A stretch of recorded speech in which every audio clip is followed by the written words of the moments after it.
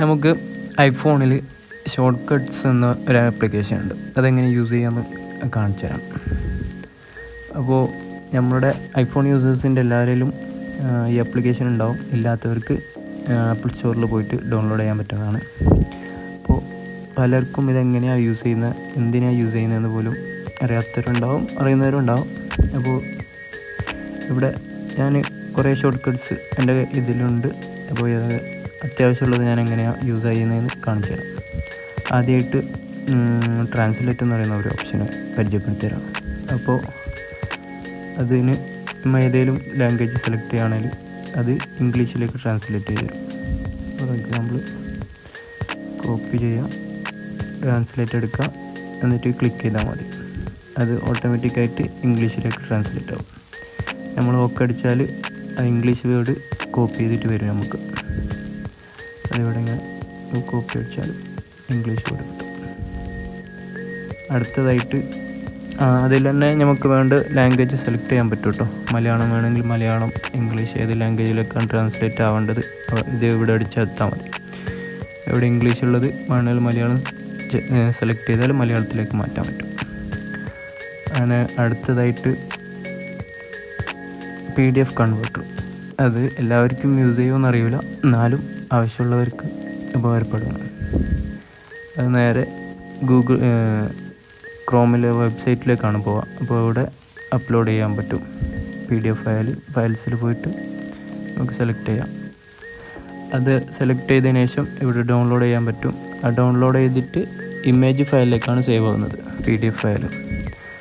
കൂടുതൽ ആൾക്കാരും PDF ഫയലിനെ ഇമേജിലേക്ക് കൺവേർട്ട് ആക്കാൻ കുറേ ട്രൈ ചെയ്യാറുണ്ട്. അപ്പോൾ അത് യൂസ് ചെയ്യുമെന്ന് തോന്നുന്നു. അടുത്തതായിട്ട്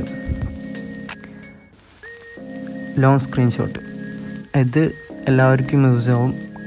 ഇതെങ്ങനെയാണ് വർക്ക് ചെയ്യിപ്പിക്കുകയെന്ന് ചോദിച്ചാൽ നമ്മൾ മൾട്ടിപ്പിളായിട്ട് ഫോട്ടോസ് സെലക്ട് ചെയ്യാം.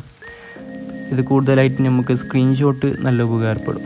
ചാറ്റ്സൊക്കെ നമുക്ക് ഒരേ ഒരു ഫോട്ടോസായിട്ട് കാണിക്കാൻ പറ്റും. അത് അപ്പോൾ അതിന് ഇപ്പോൾ ഡൺ അടിച്ചാൽ നമുക്കത് അഡ്ജസ്റ്റ് ചെയ്യാൻ പറ്റും.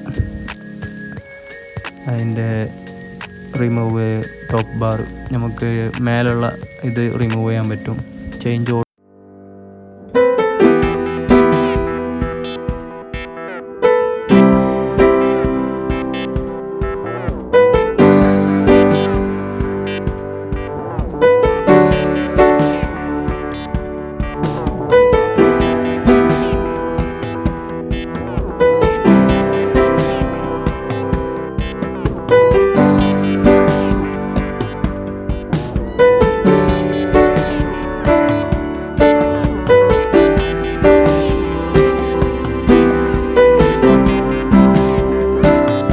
നമ്മളിപ്പോൾ അലാറം ചിലവർ കുറേ നേരത്തേക്ക് അലാറം വെക്കുന്നുണ്ടവർ. അപ്പോൾ 4:10 അങ്ങനെ. അപ്പോൾ ഇത് ഒരേ ടൈം ഒരു ക്ലിക്കിൽ തന്നെ നമുക്ക് എനേബിൾ ചെയ്യാൻ പറ്റും. ഇപ്പോൾ അത്ര ഒരു 8 അലാറം ഒരേ സമയത്ത് ഓണായി. അതേപോലെ തന്നെ അത് ഓഫ് ചെയ്യാൻ ഇത് ഓഫ് അലാറം നടിച്ചാൽ ഇത് ഓഫായി ഒന്ന് എല്ലാം ഒന്നിച്ച്. അപ്പോൾ ഇനി നമ്മൾ ഒരു 1 by 1 ആയിട്ട് ഓൺ ചെയ്യേണ്ടതും ഓഫ് ചെയ്യേണ്ട ആവശ്യമുണ്ടാവില്ല. അപ്പോൾ അത് നമുക്ക് ഉപകാരപ്പെടും. പിന്നെ സ്ലീപ്പി, ഇത് ഞാൻ തന്നെ ഉണ്ടാക്കിയതാണ്. അപ്പോൾ നമ്മൾ നൈറ്റ് ഉറങ്ങാൻ പോകുന്ന സമയത്ത് ഇതൊന്ന് എനേബിൾ ചെയ്താൽ ബ്ലൂടൂത്ത്, ഡാറ്റ, വൈഫൈ, ബ്രൈറ്റ്നെസ് അതൊക്കെ ഓഫാവും. ബ്രൈറ്റ്നെസ് 0 നമുക്ക് അതിന് വേണ്ടനുസരിച്ച് അഡ്ജസ്റ്റ് ചെയ്യാൻ പറ്റും. പിന്നെ ഡാറ്റ, ബ്ലൂടൂത്ത്, വൈഫൈ അതൊക്കെ നമുക്ക് ഓഫ് ചെയ്തേക്കാം. ഒരേ ഒരു ബട്ടൺ പ്രസ് ചെയ്താൽ മതി. ഇത് എനേബിൾ ചെയ്താൽ ഓഫാവും, അതൊക്കെ ഓഫാവും. അതേപോലെ തന്നെ മോർണിംഗ് നമുക്ക് വേണ്ട ഇത് അഡ്ജസ്റ്റ് ചെയ്തിട്ട് ഡാറ്റ ഓൺ ചെയ്യണമെങ്കിൽ ഡാറ്റ മാത്രം ഓൺ ചെയ്യാം, ബാക്കിയെല്ലാം ഓഫ് ചെയ്യാം. ബ്രൈറ്റ്നെസ് കൺട്രോൾ ചെയ്യാം. അപ്പോൾ ഇത് മോർണിംഗ് നടിച്ചാൽ രാവിലെ നമ്മൾ എണീറ്റാൽ ഇതടിച്ചു കൊടുത്താൽ മതി. പിന്നെ അതിനുശേഷം ചാർജിങ്. ഇത് നമ്മൾ ചാർജ് ചെയ്യുന്ന സമയത്ത് എനേബിൾ ചെയ്താൽ മതി. കാരണം നമ്മൾ ചാർജ് ചെയ്യുന്ന സമയത്ത് ഈ പവർ സേവിങ് മോഡ് കൂടുതൽ ആൾക്കാർ ഓൺ ചെയ്തിട്ടുണ്ടാവും. അപ്പോൾ അത് ഓഫ് ചെയ്യാൻ വേണ്ടിയിട്ടും ബ്രൈറ്റ്നെസ്സും ഡാറ്റാസും ഒക്കെ ഓഫ് ചെയ്താൽ പെട്ടെന്ന് ചാർജ് ആവും. ബ്ലൂടൂത്ത്, വൈഫൈ അതൊക്കെ ഓഫ് ചെയ്യാൻ പറ്റും.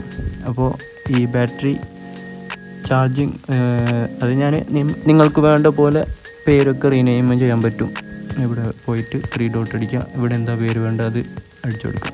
പിന്നെ ഇതൊക്കെ നമുക്ക് സിരി ഉപയോഗിച്ചിട്ട് വർക്ക് ചെയ്യിപ്പിക്കാൻ പറ്റും. നമ്മൾ ഫോണ് കയ്യിൽ പിടിക്കണമെന്നോ പോലുമില്ല.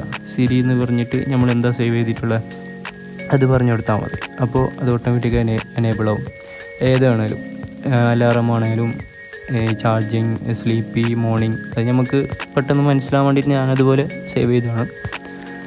അപ്പോൾ പിന്നെ വേറെ നെക്സ്റ്റ് സ്പീഡ് ഡയൽ മോഡ്, അതും നമ്മൾക്ക് വേണ്ട ആൾക്കാരെ സെലക്ട് ചെയ്തിട്ട് അത് നമുക്ക് യൂസ് ചെയ്യാൻ പറ്റുന്നതാണ്.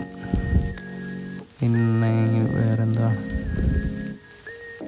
പിന്നെ PDF മേക്ക്, അത് നമ്മൾ ഏതെങ്കിലും ഫോട്ടോസോ ഇല്ലെങ്കിൽ ഫോർ എക്സാമ്പിൾ ടെക്സ്റ്റോ അത് ഏതെങ്കിലും കോപ്പി ചെയ്തിട്ട് ഇവിടെ സെലക്ട് ചെയ്താൽ അത് PDF നമുക്ക് കൺവേർട്ട് ചെയ്യാൻ പറ്റും, PDF ഫയലാക്കാൻ പറ്റും.